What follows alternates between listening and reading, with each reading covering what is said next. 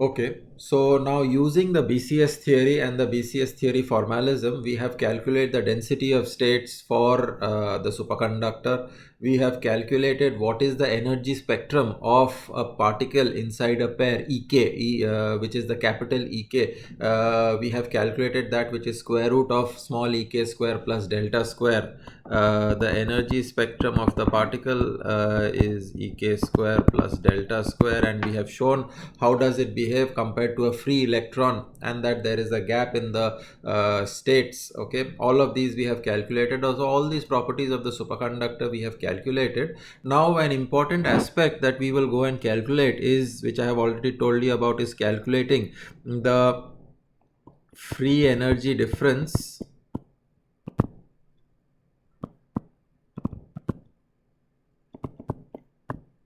between a superconductor and the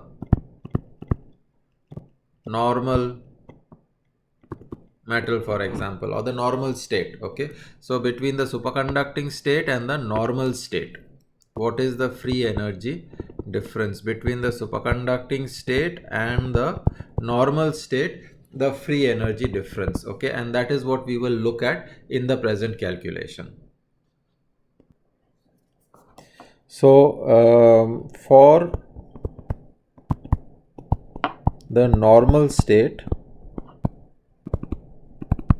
we will do this calculation all for T is equal to 0 Kelvin. Okay, this is all again like all the earlier calculations. This is also at 0 Kelvin.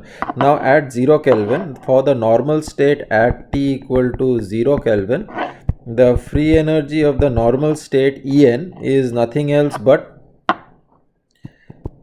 twice of summation K less than Kf Ek. Okay, where Ek is the energy of the electrons. Okay, this is the energy of the electrons with respect to the Fermi energy. Okay, and it is just twice of that because the spin up and spin down states have, this is because of spin up and spin down having same energy, and all states are occupied up to EF. This is the Fermi energy EF, so all states are occupied up to EF. At T equal to 0 Kelvin, for the normal state, you have electrons which are occupied up to EF, and it is 0 above the Fermi energy. So this is going to be your energy in the normal state. Okay, now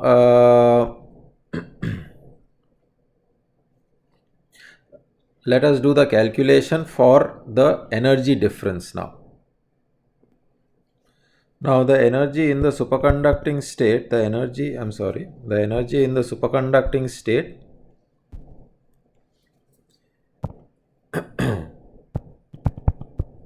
of the superconducting state is twice of summation K Ek Vk square plus summation of K prime Vk K prime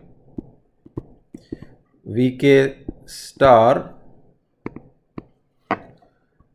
uk and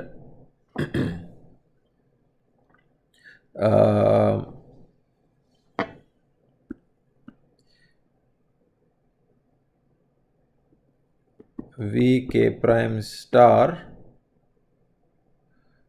uk.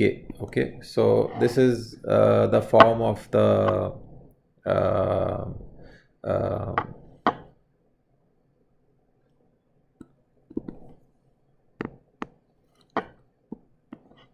okay, and one can drop, okay, because we know that Vk and uk is cos theta and sin theta, we don't need to use the complex conjugates, so we can drop the stars, and then you can write this as twice of summation of K Ek Vk square minus V naught summation of K prime uk Vk prime Vk prime. Okay, and this is this you can write it as V naught summation of k uk vk into summation of k prime uk prime vk prime, and from the definition this is of course delta and this is delta by V naught. So this term is nothing else but twice of summation of k ek vk square minus delta square by V naught. Okay. So this is the standard form that you have now. Vk square is half 1 minus Ek by capital Ek, where if you recall capital Ek was square root of Ek square plus delta square. Okay. Now therefore the difference in free energy between the superconducting state and the normal state is going to be twice of summation of k Ek Vk square minus delta square by V naught minus twice of summation k less than k Fermi Ek, because and it is less than Fermi energy because anything above the Fermi energy is 0. Okay, so you are looking at all the states which are less than or equal to Fermi energy. So you can actually divide this expression into, so you can now write this part as, break it up into two parts, summation k less than or equal to kf Ek Vk square plus twice summation k greater than kf Ek Vk square. So this entire term is coming from here, okay, minus delta square by V naught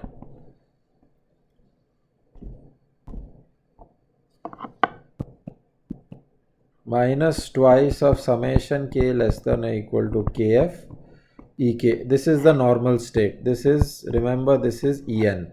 Okay, this is the normal state contribution. Okay, so now this, with this you can rewrite this as twice of summation k less than or equal to kf Ek Vk square minus 1. Okay, I am just taking these two terms together. Okay, plus twice of summation k greater than kf Ek Vk square minus delta square by V naught.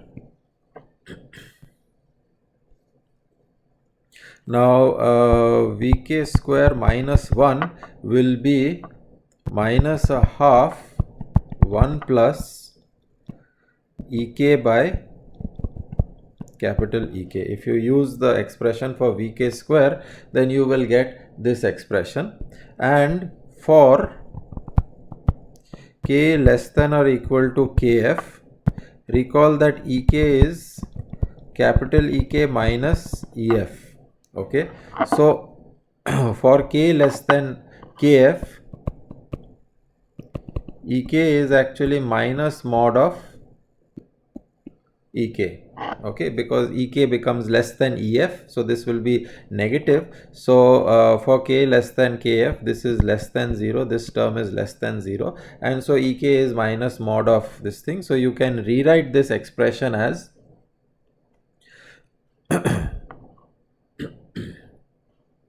so the term twice of k less than equal to kf Ek Vk square minus 1, this first term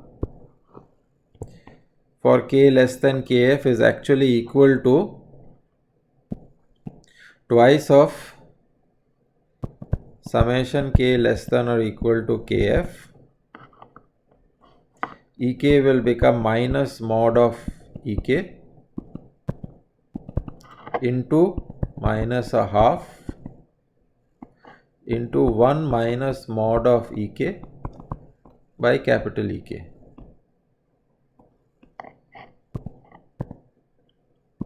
So these terms will go, okay, and you will write this as summation k less than or equal to kf mod of Ek into 1 minus mod of Ek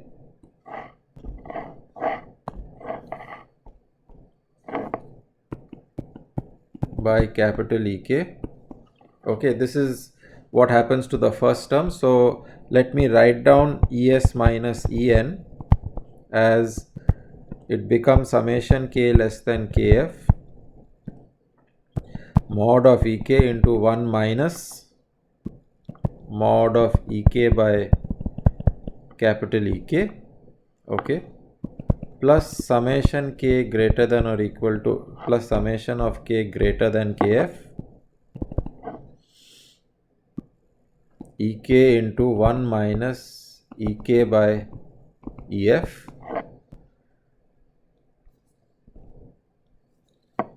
minus delta square by V naught.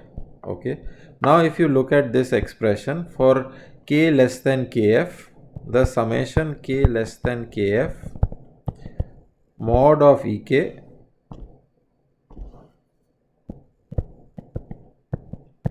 one minus mod of Ek by capital Ek will be exactly the same as summation k greater than kf. This term is nothing else but Ek into 1 minus Ek by capital Ek, because mod of Ek is equal to Ek for k greater than kf. Recall Ek is, so therefore this is valid, this is a valid equality, and therefore for k less than kf mod of Ek bracket this thing can be transformed for k greater than kf. It is exactly the same. So therefore Es minus En is just twice of summation k greater than kf Ek into 1 minus Ek by Ef, Ek by minus delta square by V naught. Okay, and so this is equal to twice of. Now so before we do this, now just as before, the summation over these k greater than kf, okay, will be converted into integral of density of states, okay, from Ef to Ef plus h cross omega d, because you are looking at k greater than kf. So we are looking at from Ef to Ef plus h cross omega d in that range. Above that range anyway there is no occupancy, so it is going to be 0. So you are going to look at only in this range, and in this range g of E will be approximately the g of E at the Fermi energy. That is going to be, so this would be nothing else but g of E integral Ef to Ef plus h cross omega d, okay, dE, and this is you can change the limits of integration and measure it with respect to Fermi energy. So this would be nothing else but the same as 0 to h cross omega d dE, okay, where you are measuring with respect to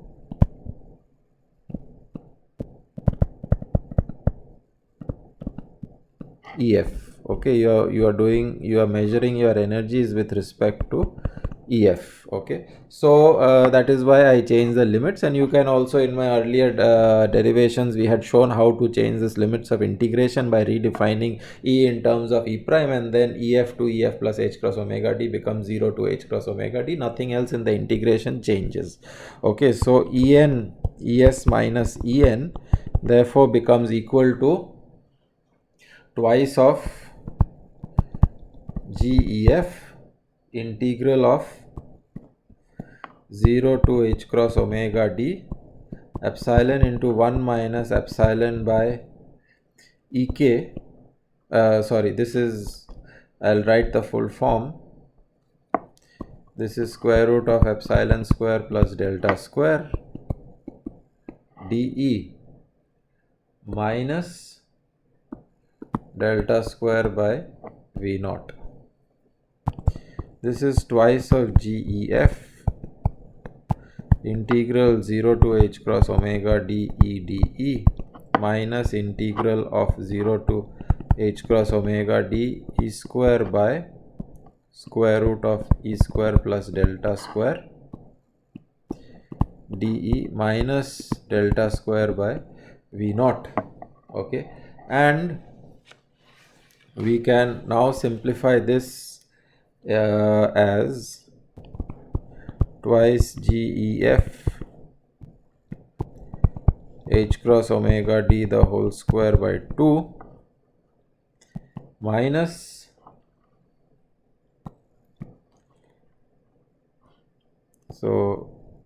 minus e square root of e square plus delta square minus delta square by 2 sine hyperbolic inverse of epsilon by delta.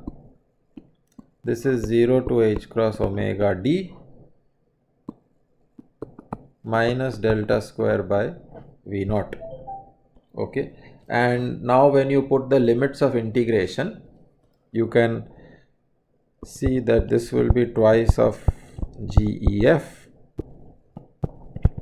h cross omega d by 2 the whole square minus h cross omega d square root of h cross omega d the whole square plus delta square minus delta square by 2 sine hyperbolic inverse h cross omega d by delta minus delta square by V naught. Okay, now we simplify this term. Okay, this term we simplify. Okay, and we can actually write it as h cross omega d the whole square root 1 minus delta by h cross omega d the whole square. Okay, so this term can be simplified like this, and in the limit that we can also take this, we can take delta square outside the bracket. Okay, so if we take delta square outside this bracket, then we can do a simplification.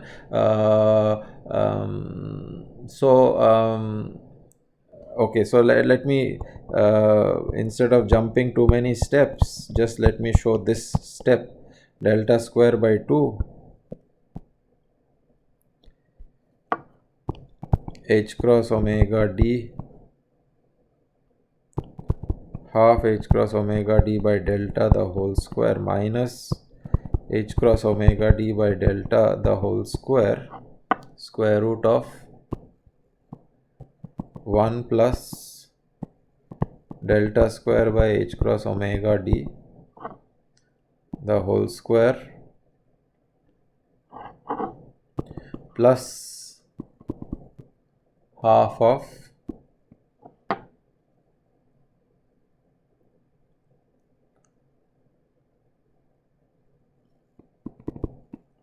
sine hyperbolic inverse h cross omega d by delta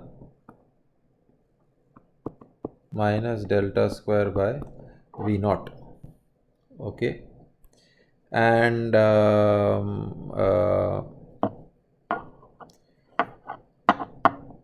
if you look at this expression, then okay, you can simplify. I should have simplified it further. 2GEF delta square half h cross omega d by delta the whole square minus h cross omega d by delta the whole square root of 1 plus delta by h cross omega d the whole square. This is the first term plus GEF delta square, I am just opening out the bracket, sine hyperbolic inverse h cross omega d by delta minus delta square by V naught.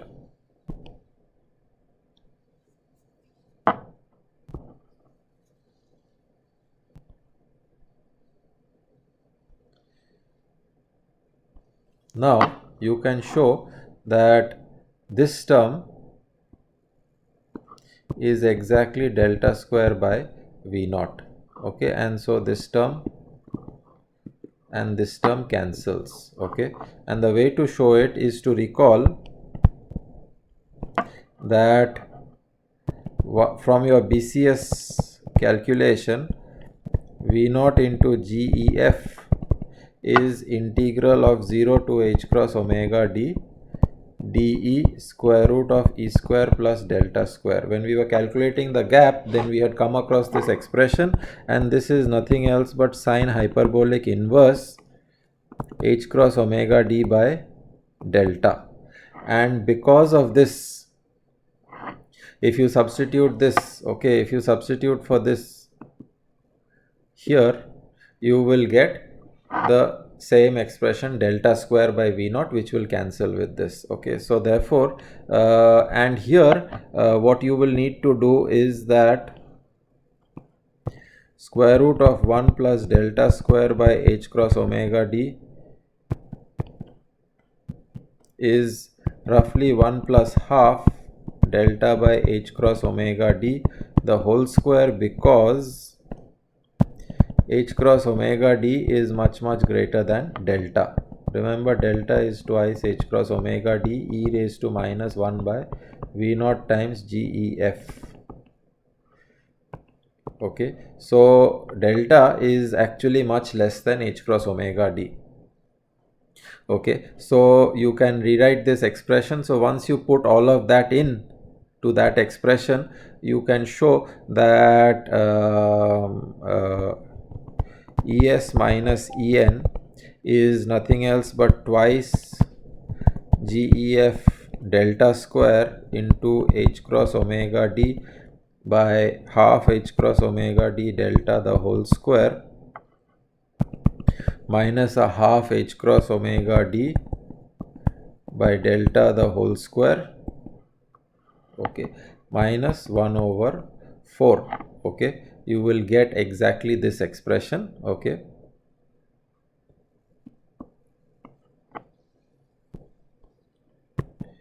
and these two terms will cancel, so En minus Es is equal to minus GEF delta square by 2. This is the difference in the free energy. This is the difference in the free energy between the normal state and superconducting state of the material. Note, ES is less than En. This we had already seen earlier, that the free energy of the superconducting state is lower than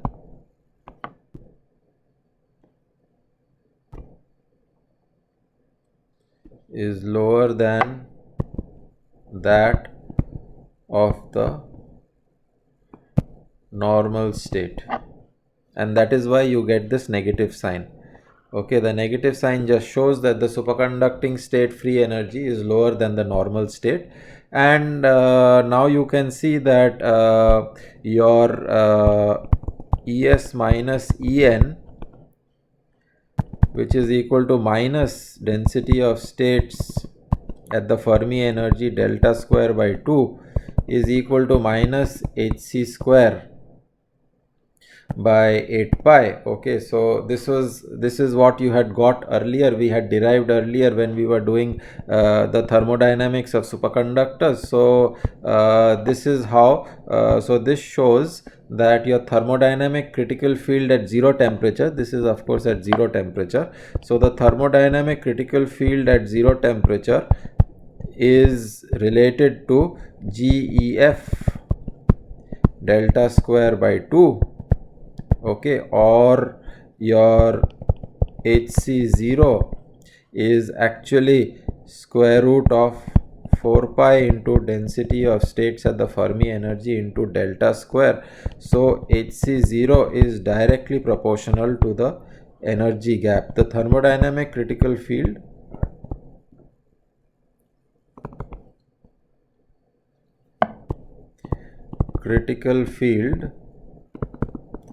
is a direct measure of the energy gap of a superconductor. This is an important result which is a direct outcome of the BCS theory, that now you can see that the relationship between the thermodynamic critical field and the energy gap, and that is why I was telling you that your thermodynamic critical field is really a measure of the Hc0 the whole square. This is really an energy scale, and what it measures is that how much is the energy gap inside the superconductor. It is really a measure of that, because if you give an Hc square by 8 pi which is of the order of this energy scale, then you are going to cause excitation. You are going to break up the pair and you will cause excitation of particles. So giving an energy of the order of Hc square by 2 pi, so giving an energy of Hc square by 8 pi corresponds to breaking up the pair of electrons, because the Hc is of the order of the energy gap inside the system. Okay, so you are basically making it of that order. Okay, so that's the meaning of the thermodynamic critical field.